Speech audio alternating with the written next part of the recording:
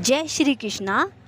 पाप का बाप कौन है? अगर जानना चाहते हो अंत तक पूरी वीडियो ज़रूर देखें। अगर वीडियो पसंद आए तो लाइक एंड सब्सक्राइब करना न भूलें।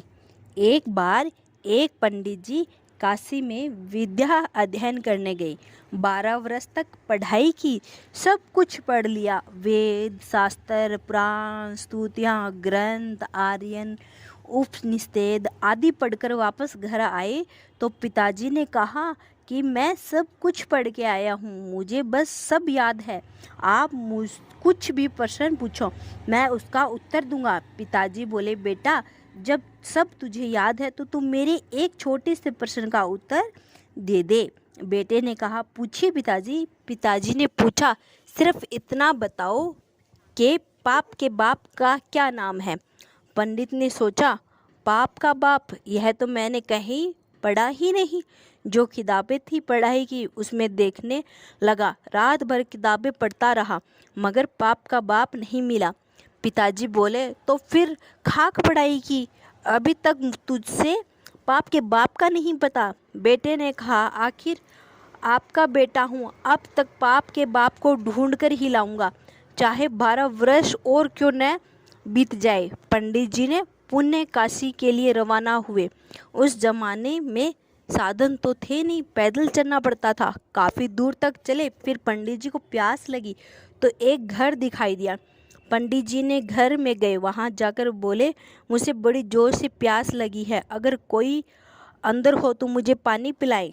एक स्त्री आई और उसने पानी पिलाया पंडित जी को, और पंडित जी ने पानी पिया। पानी पीने के बाद पंडित जी ने पूछा कि यह घर किसका है।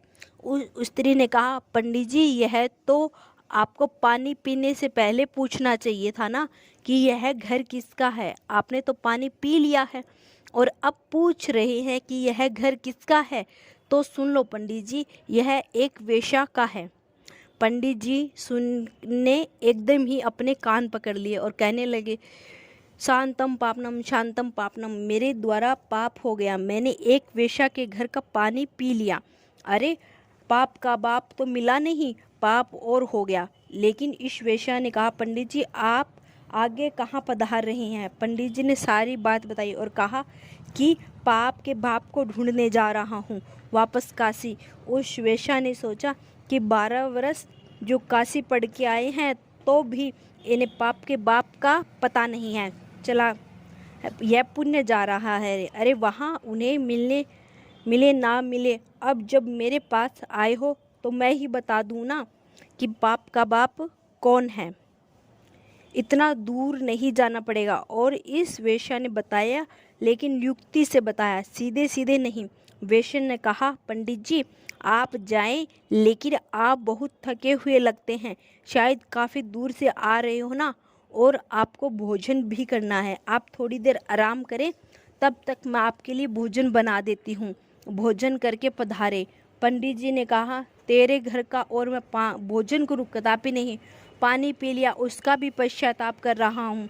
वेश्या ने कहा, तो सीधा सामान ले लीजिए, आटा, दाल, घी, शक्कर मैं दे देती हूँ, आप सेवा बनाकर भोजन कर लें। पंडित जी ने कहा, मेरे को तेरे घर का सीधा भी नहीं लेना, तू वेश्या और मैं पंडित। तब इस वेश्या ने कहा, पंडित जी सीधा सामान ले लोगे तो मैं आपको 5 सोने की मोहरें दूंगी।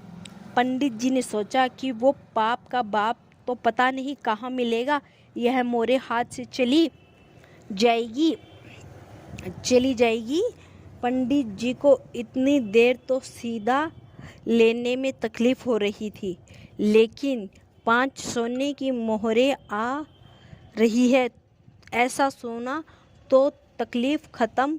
बोले, ठीक है, तेरा इतना आग्रह है तो मैं सीधा सामान ले सकता हूँ। वेश्या ने पंडित जी को आटा, दाल, घी, शक्कर सब सीधा सामान निकाल कर दे दिया।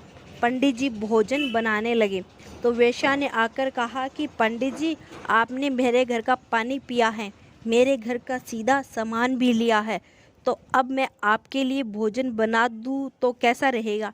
पंडित जी बोले, ज़्यादा मत बोल, तेरे घर का सीधा सामान ले लिया यही बहुत है, तू वेश्या है, तेरे हाथ का बना भोजन मैं करूँगा क्या।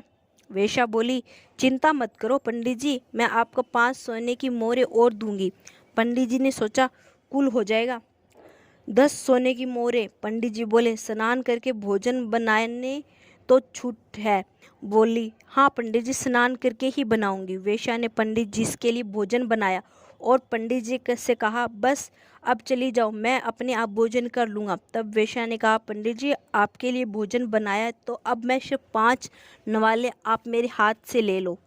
पंडित जी बोले कि तू उंगली पकड़कर हाथ पकड़ रही है, इतनी छूट दे दी इसलिए। तब वेश्या ने कहा, महाराज 5 निवाले ले लो तो मैं आपको 5 सोने की मोहर और दूंगी। पंडित जी ने देखा कि हो जाएगी 15 मोहर। बोले, तो ठीक है, 5 निवाले तेरे हाथ से ले सकता हूँ, पर 5 से आगे नहीं। वेश्या बोली, ठीक है महाराज, 5 बस। पंडित जी को भोजन की थाली परोसी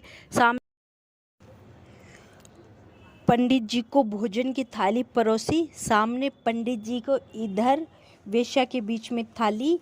वेश्या ने निवाला लिया और अपने हाथ में पंडित जी को देने के लिए अपना हाथ पंडित जी के मुंह की ओर बढ़ाया और पंडित जी ने भी वेश्या के हाथ से निवाला लेने के लिए अपना मुंह खोला।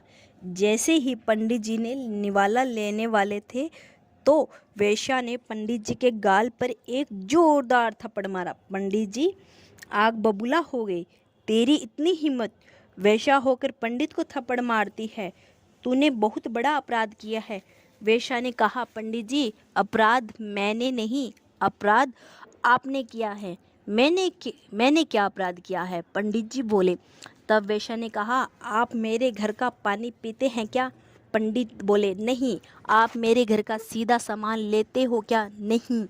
आप मेरे हाथ से बनाया भोजन करते क्या? नहीं। आप मेरे हाथ से भोजन करते हो? नहीं। तो आप करने के लिए क्यों तैयार हुए? पंडित जी बोले, तेरे भाव के कारण, प्रेम के कारण। प्रेम के कारण नहीं पंडित जी, यूँ कहिए लोभ के कारण। आपको 15 सोने की मोहरें दिखाई दे रही थी ना, तब आप अपने जीवने को तैयार हुए। पंडित जी ने अपनी डायरी में लिख दो कि पाप के बाप का नाम लोभ है। एकदम पंडित जी की आंखें खुली रह गई और वेश्या के चरणों में गिर के बोले, आप कोई वेश्या नहीं, आप तो मेरी गुरु निकली। 12 वर्ष तक मुझे पता नहीं चला, जबकि मैं काशी में इतना पढ़ा और यहाँ आपने 1 मिनट में बता दिया कि पाप का बाप कौन है। अब तो आपको भी पता चल गया होगा पाप का बाप कौन है। अगर वीडियो पसंद आई हो तो लाइक एंड सब्सक्राइब जरूर करें। जय श्री कृष्णा।